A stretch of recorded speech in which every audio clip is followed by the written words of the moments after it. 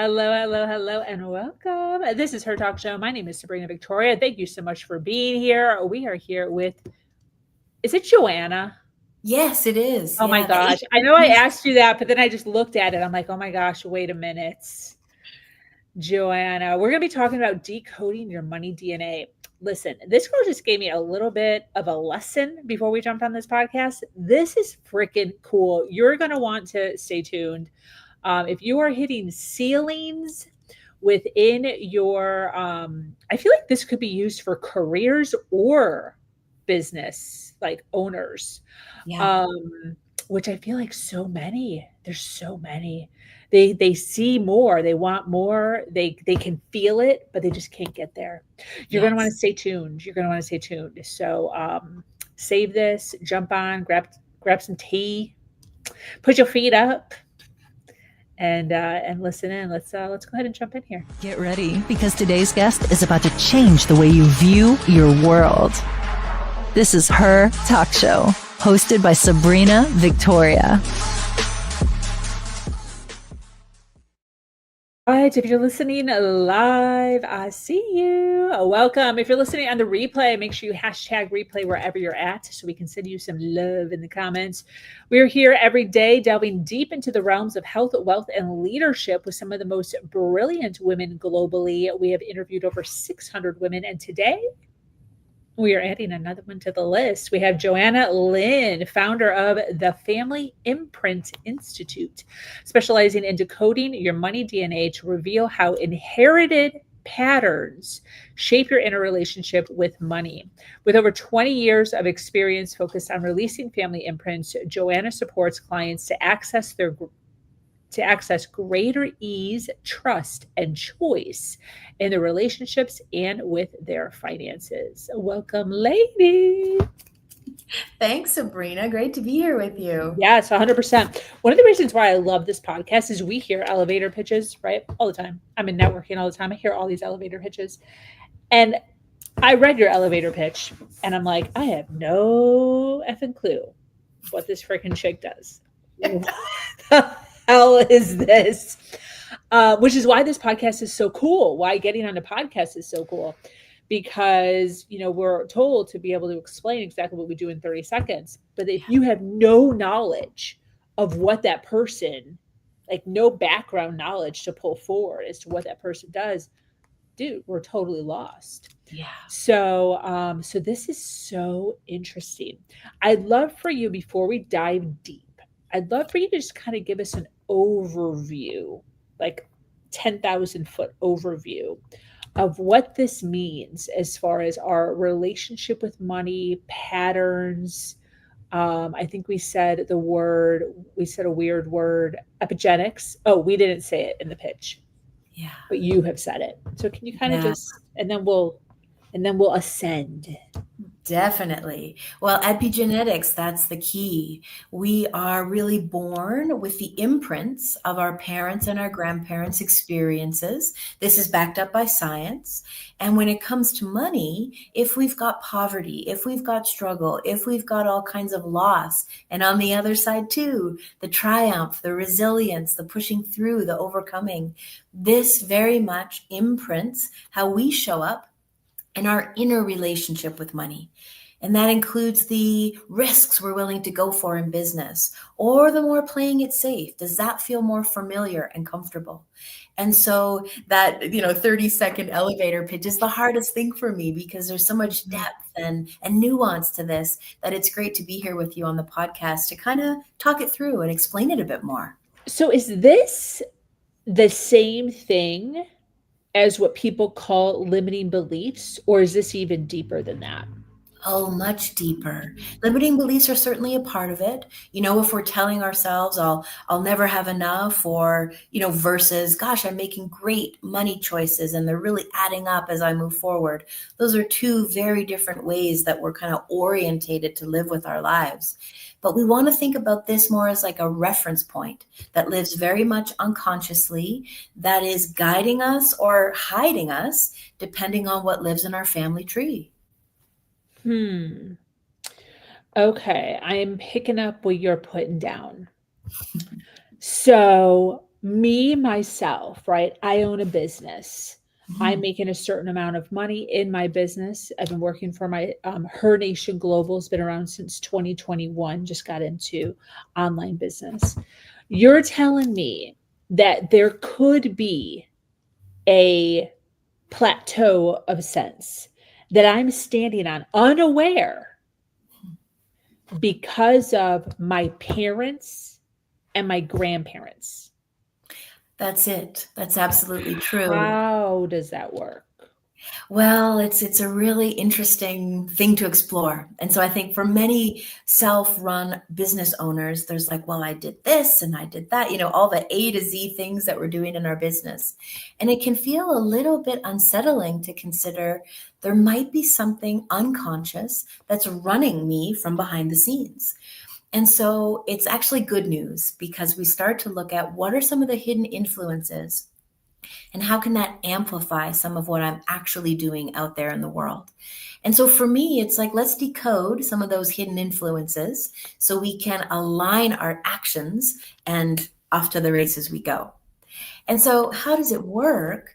Really, to get to that point is the recognition that we carry what's unresolved from our grandparents and our parents inside of our very nervous system, inside of the deepest parts of our body.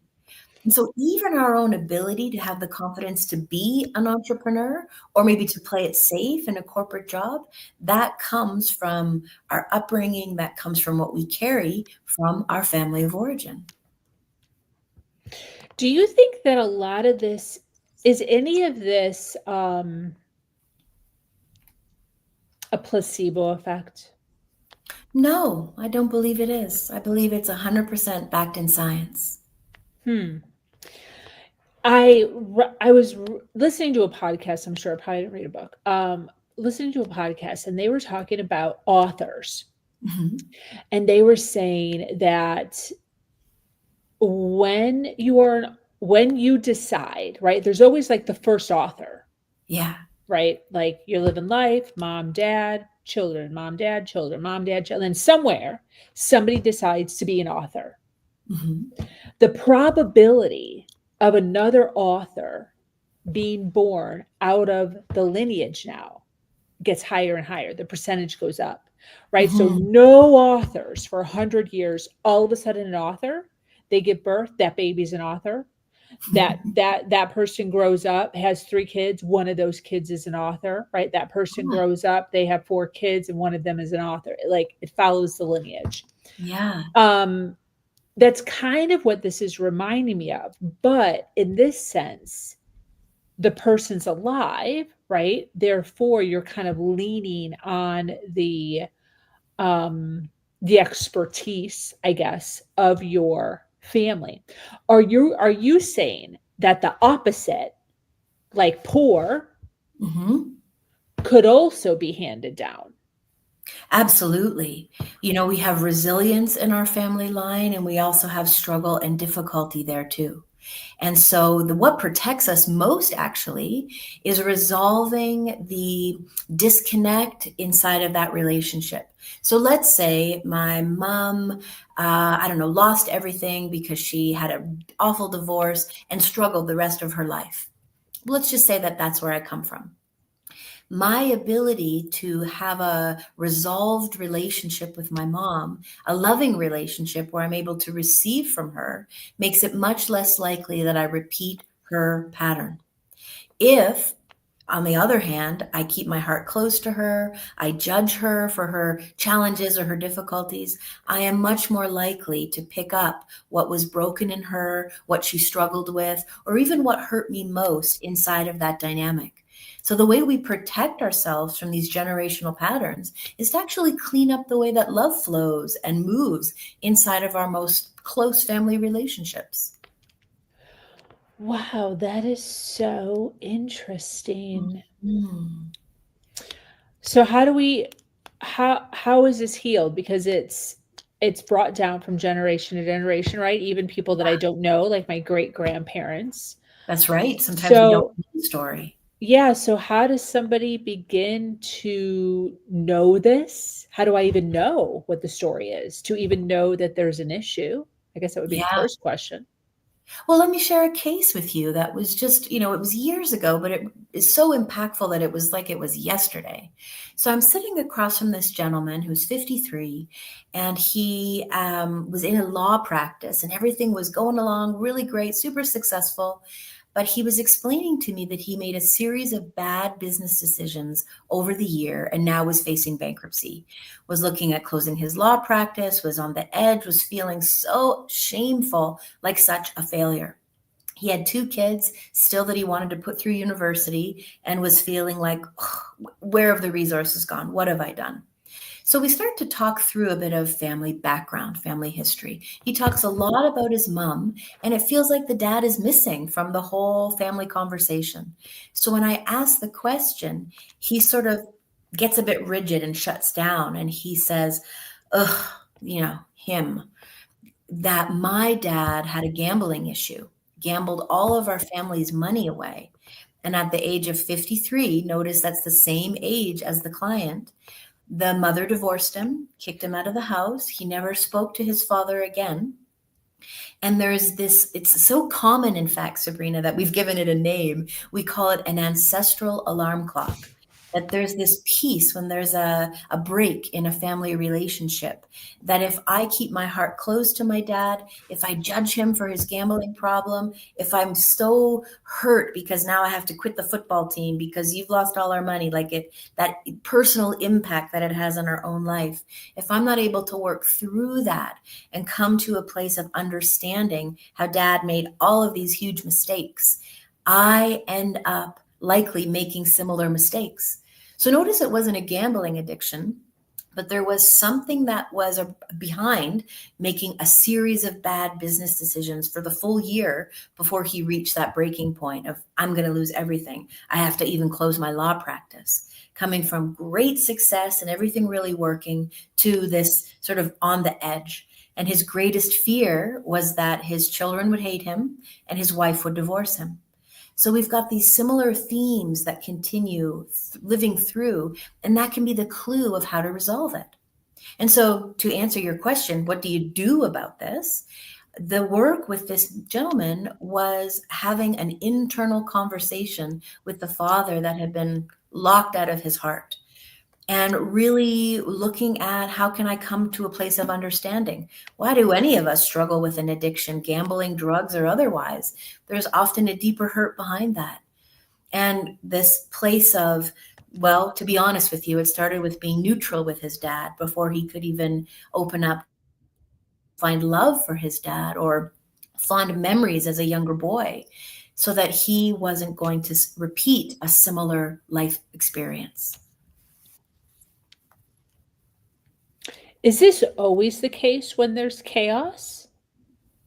That it's Well, pulling up an ancestral alarm clock? I guess I'm a little biased. It's what I see in my work, because I'm looking for that, right? And so I would say that in most every time where we've got something like a huge crisis like that, I mean, that's a pretty, left turn on a lifestyle and everything that was normal inside of the family, that we're going to see it repeat. And what's curious to me is sometimes it skips a generation.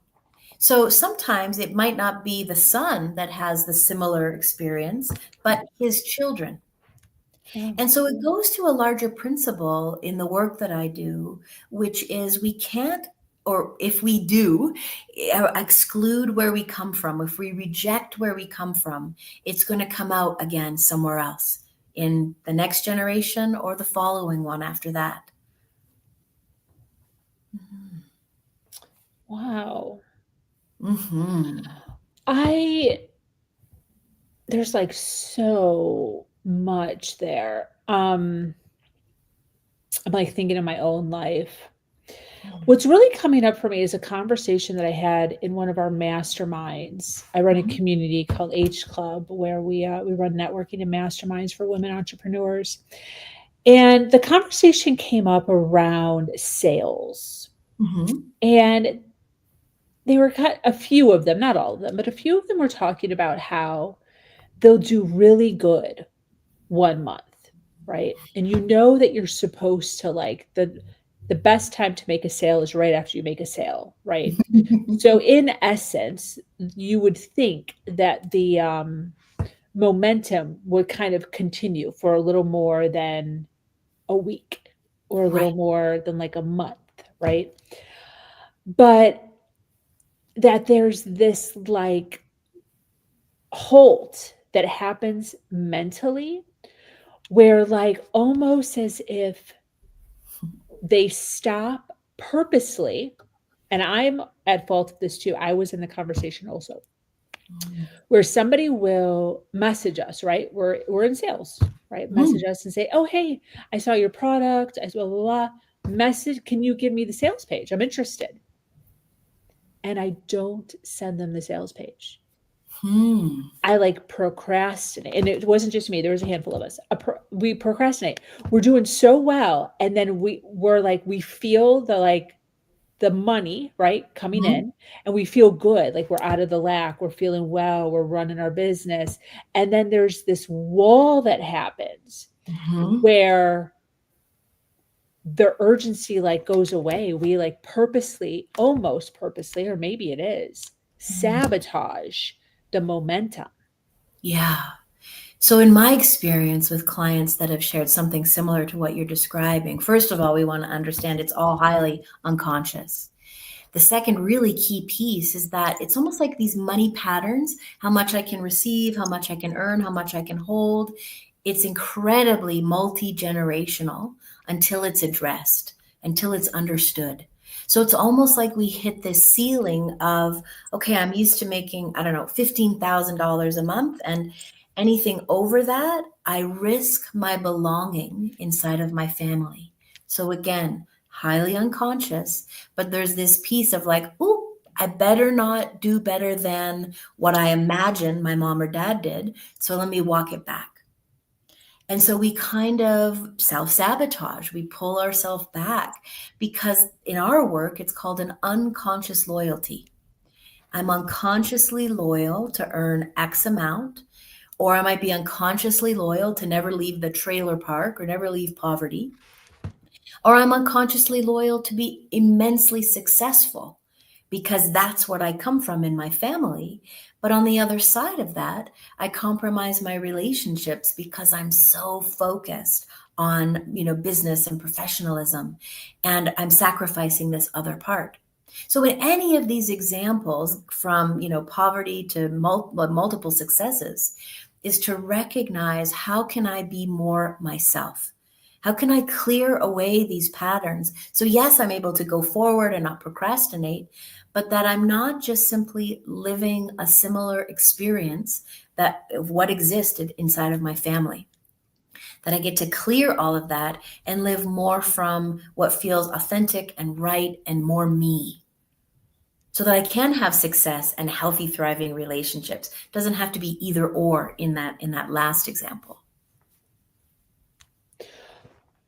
What would be the reasoning behind, maybe it has nothing to do with epigenetics, but what would be the reason behind somebody coming from a wealthy family and ending up as a druggie? Yeah, a lot of times there is a very deep, let's call it discomfort with wealth. So the child lives in everything's possible household, and there's some element of it's not okay to have this much. There's a guilt that lives inside of that person around everything being available or provided for. And so in a way, it's the doing the opposite. I'm going to struggle. I'm going to numb out. I'm going to not follow that path. And perhaps it is because in the grandparents' lineage or even great grandparents, somebody lost at the gain of another. And now this person that's saying, I don't want the family wealth, I'm not following that path, I'm not stepping into the successful family business, is usually carrying something from a generation or two back. And so that's why whenever I work with a client, my first step is to fill out what I call a 3-generation genealogy. It's like a very labeled and specific family tree to start to look at, where did love stop flowing? Who lost and somebody gained? Did grandma and grandpa get divorced? Was grandpa a war veteran? Where is the trauma that might be unresolved, so that I can make sense of what's going on for this client here now today. Yeah, I could see how this could get very deep very fast.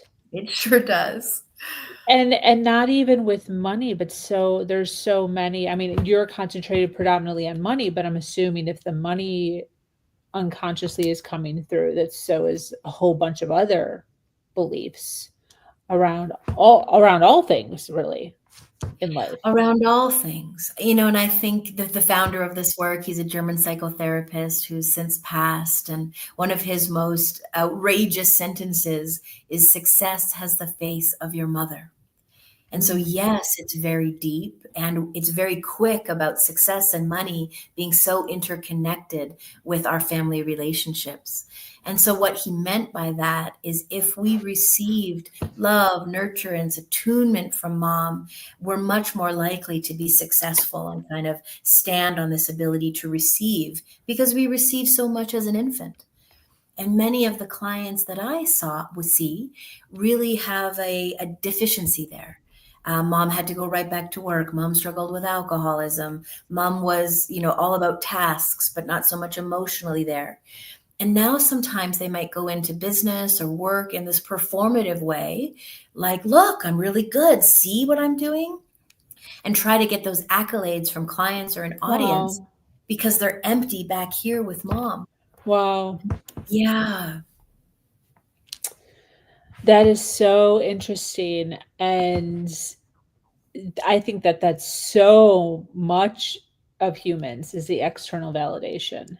It's so true. Everywhere. I definitely am a recovering people pleaser and feeling the heaviness of expectations all day, every day in all the areas. I was actually just joking today on our sales call that I was asking for advice for some of the ladies and some stuff that I'm working on and taking it all in, right? Taking the feedback, taking the advice, reading, understanding what their thought process is on this project that I'm designing. Yeah. But then also like it's mine. Right? So like, yes, listening to everything, but then also taking that stuff and figuring out what's true to me and how uncomfortable it was to start making decisive decisions, knowing that it's the exact opposite of what maybe somebody who I really like in the group suggested. Right. And how hard that is for me. And just recognizing that, as a people pleaser, just you can't make other people happy. Everyone. Well, of course. And I think when it comes to sales or marketing or any of the journeys that your listeners might be on, there's probably 101 ways to go about it. You might hire 10 different coaches or advisors, and they might give you 10 different options. And I think the most important thing that we can get to is to really develop our own inner core so that we say, idea number 4, that really fits for me. And not that the other ideas are wrong or the other advisors don't have your best interest at heart. But like you said, you've got to find that one that really aligns with you, resonates with you. And it's not about pleasing the person that you're talking with. Say, I follow your advice. It's about following your own inner voice, your own inner, that's right for me. That aligns with my messaging and my branding and how I want to go forward. Yeah, I'm glad you brought that up because that's kind of where I was leaning as far as what we're talking about here is just that. How does somebody know? Because I talk to women all the time and I have a hard time with this because I'm like a big vision thinker, right? Like a true entrepreneur. I'm like evolving. There's chaos all over the place in like a good way, like not bad chaos, but just like I'm evolving. There's stuff happening. We're expanding. There's a huge vision 12 years out, 15 years out for Her Nation Global and what we have going. And it's enormous. I'm so excited. And then I talk to people who are just like, I just want one client a month. And I just want calmness. And granted, I listen, but in my head, I'm like, dude, you could do so much with this. this is genius. So how does somebody know that they're not just sitting in a lull of like mediocrity, as I would put it, Yeah. no offense to anybody, Yeah. because they actually want to be there versus they can't ever seem to get past 30 grand, Mm. 50 grand, What a 70 grand. good point. And I guess, again, I see it through this sort of lens of the family imprint that maybe it's not about, I choose this, but this is actually what's very familiar. Yeah. And that for whatever reason, my mom didn't have confidence, so I don't have confidence, or confidence was squeezed out of me at school because I had, I don't know, a mean teacher or I was bullied, that we've got to be able to get over and integrate some of those pieces that happen to us in our developmental years so they're not making the decisions for us of, okay, I can only handle one client because anything more than that makes me feel overwhelmed. Well, let's dive into that. What is that overwhelm? What's the worst part about feeling, not calm, whatever that is for that person, that has them maybe stop stepping into their full potential?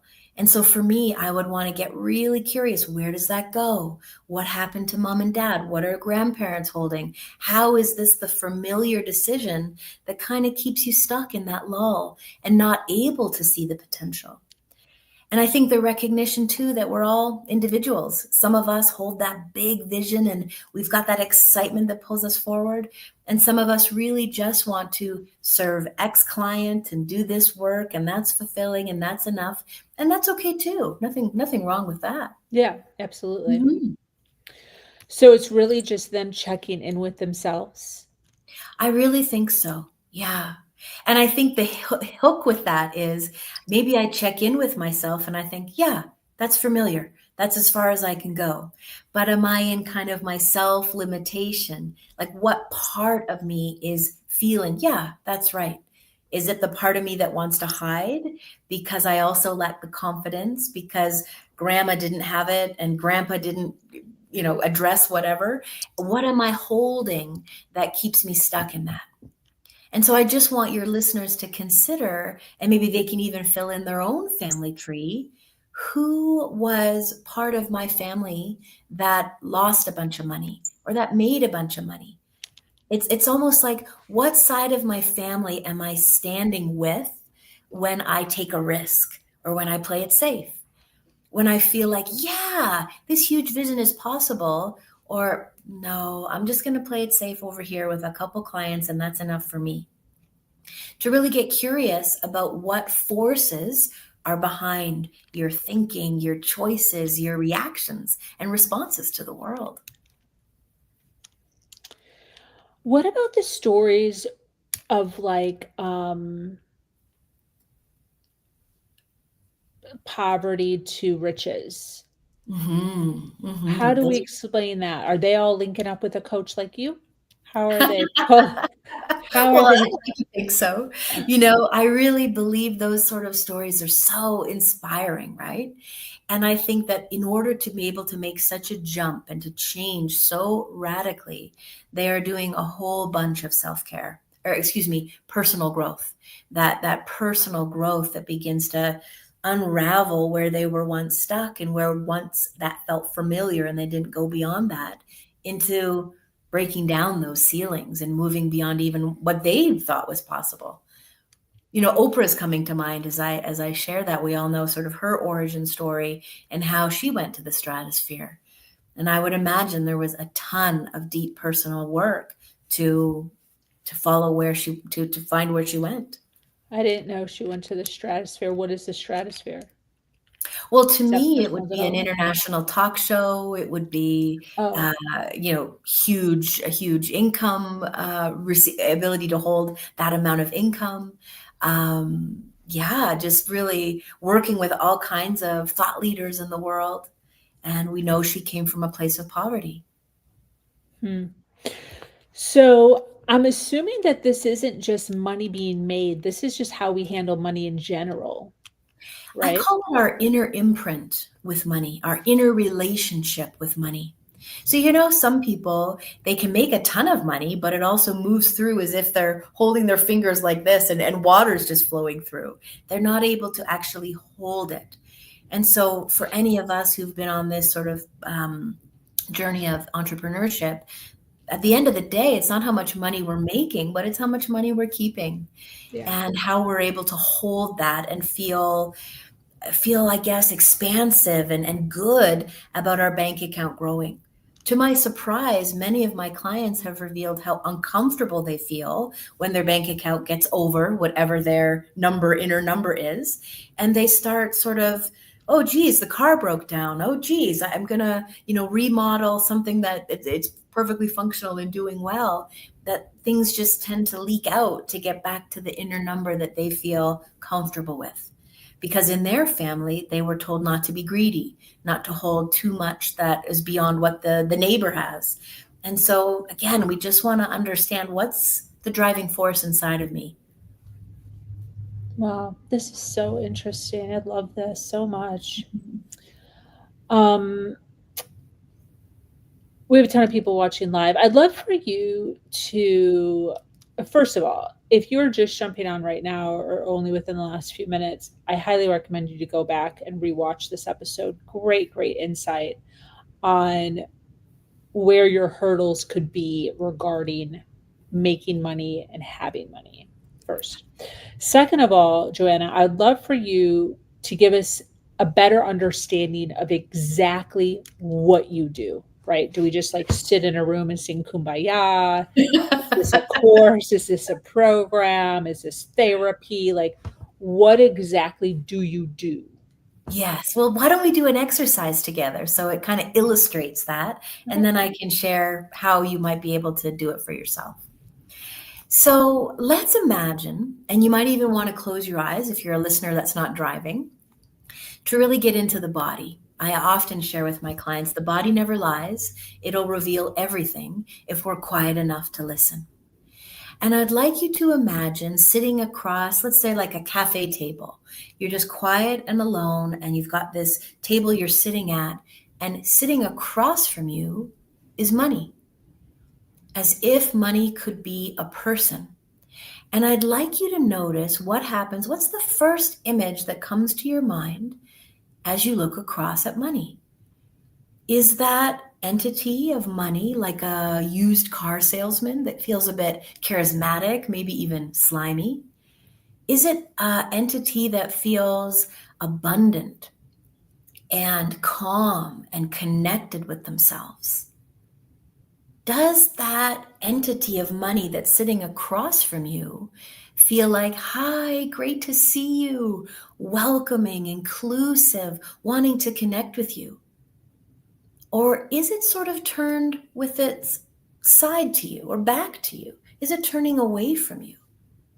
Does it look at you like, why are you always telling me I'm not enough? Does it question, why are you always so uptight and anxious whenever the topic of me comes up? If you start to really connect with an internal relationship with money, what do you start to notice? What's there for you inside of your body? This inner exploration will tell us so much about how those quick responses with money come up. In the moments where you might be telling yourself, gosh, I always have what I need, or I don't know how I'm ever going to have enough. Those pieces where we might tell ourselves, I don't even know how I'm going to get out of debt, or I'm making new choices that support my financial future. Are we in a centered place that says I'm well on my way?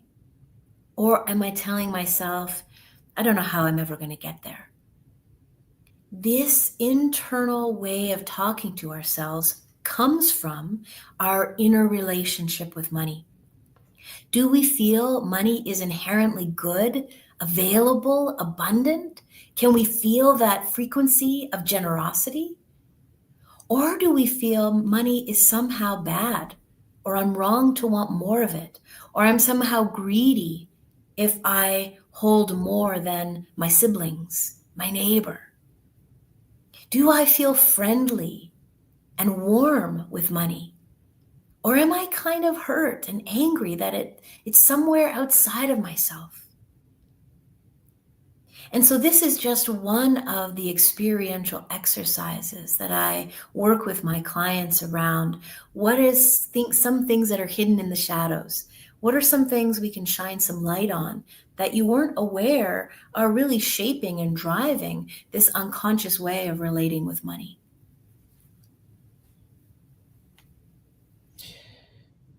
Love that. Thank you for sharing. Mm-hmm. The image that popped in our head, how does that correlate with helping us? Yeah, so if you open to share, I'd love to hear how that inner experience was with you. Mine was a man, Uh-huh. which annoyed me right away. Okay. I noticed it right away. Not right away. I noticed it within 20 seconds. So you said, imagine money. I was in a cafe right away. It kind of came in as a swirl. It like swirled in money. Yeah. And then you said, make it be something. And then he morphed into a very charismatic, thin, muscular man with a top hat and a suit. And I'm sitting there, and then within 10 to 20 seconds, I'm like, this is a fucking man. I love how specific your inner image got. That's amazing. It was. He was very handsome. And he was all money. The whole thing, his face was, everything was money. He was a money man. Yeah. But I let it be. I didn't try to change it. I'm just like, this is the way I view money, I guess. Yeah. So how does that help me? How does So if we were working this together, my next question would be to explore the men in your family. So how dad was with money, if you have brothers, how they are with money, and the inner image, however unconscious, do you believe, back in your childhood, that the only way to really have money or be in good relationship with money is through the masculine? And so that also could mean the masculine way of doing business, right? We want to almost take all the metaphors and decode, because our lives really run on our inner image. So the more we can understand these inner images that are just beneath the surface, the more we can say, oh, geez, I am responding to business to-dos in a more masculine way than I ideally would like. What's that about? And we begin to unravel that from the deepest body memory and body experience. A lot of what I do is very somatic as well, because we can cognitively understand why we're doing something. But if we don't address how it's held in the body, we just keep doing it.